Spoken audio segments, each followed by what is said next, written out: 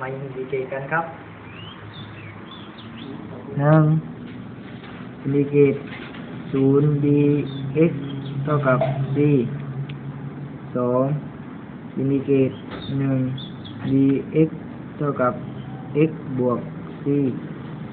3อินทิเกรต1 du เท่ากับ u บวก c 4อินทิเกรต k dx เท่ากับ kx บวก c 5อินทิเกรต e กำลัง x dx เท่ากับ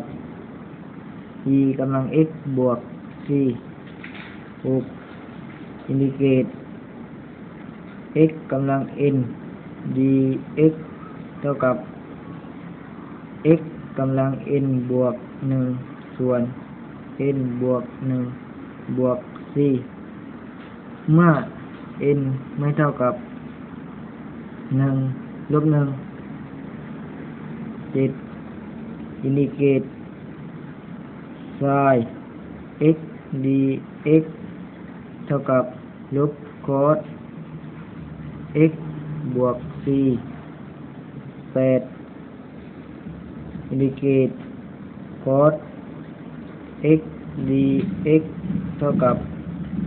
sin x บวก c 9อินทิเกรต1 ส่วน u dx เท่ากับลอนแอบโซลูต u บวก c